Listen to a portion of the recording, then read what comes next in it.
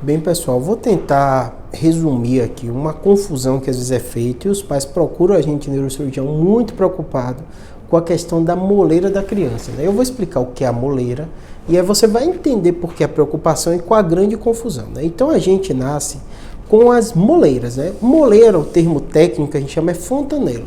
Então tem uma fontanela anterior e uma posterior. Eu vou mostrar para vocês vão entender. Tá vendo isso aqui? A gente chama as suturas cranianas. Nessa parte aqui onde encontra a sutura, né, uma comunica com a outra, quando a gente nasce isso aqui está aberto.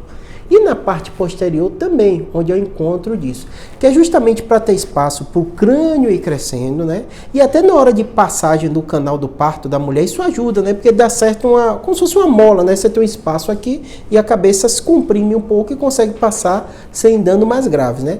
E quando nasce, essa parte de cá posterior costuma fechar ali pelos 3, 4 meses de idade do bebê, né? A anterior dura mais, pode chegar até 1 ano e meio. E os pais ficam muito preocupados, e aí a grande confusão, com a coisa que a gente fala da cabeça assimétrica normal da criança, né? Quando é um fechamento precoce das suturas cranianas. E aí a gente tem uma doença que a gente chama cranioestenose. Então o que acontece? Se o fechamento da fontanela, a gente tem que ficar atento sim, o pediatra examina, ele avalia, ele vê as consequências, mas tem uma variação grande de criança para criança. Tem criança que fecha um pouquinho mais cedo, outras fecham um pouquinho mais tarde, mas o médico não vai olhar só isso, né? Ele vai olhar a simetria, o tamanho do crescimento. Por exemplo, um atraso de um fechamento de fontanela pode estar relacionado com hidrocefalia.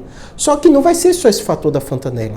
O pediatra vai ver o tamanho da cabeça, vai ver uma série de fatores. E como a fontanela, às vezes ela fica mais alta, mais baixa, quando a criança está chorando mesmo, né? Aumenta a pressão. Como aquilo tem contato, o pai fica muito assustado com isso. Ou se a criança está... não se alimentou recente, né? Pode estar até um pouquinho desidratado, às vezes você nota isso aqui um pouquinho mais fundo também.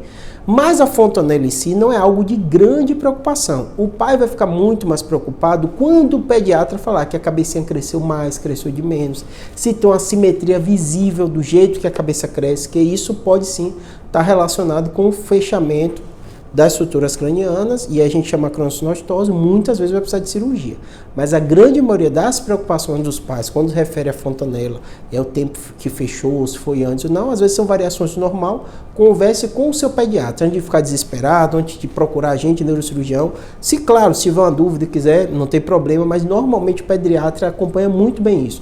Ele tem as medidas, ele vê a curva e tal. Quando sai, tem alguma assimetria, alguma anormalidade, aí ele encaminha, a gente vai ter que fazer uma série de exames para ver se tem fechamento ou não precoce das suturas, tá bom? A fontanela isoladamente não é um fator tão relevante, a gente vai olhar tudo nesse contexto. Espero que tenha ajudado.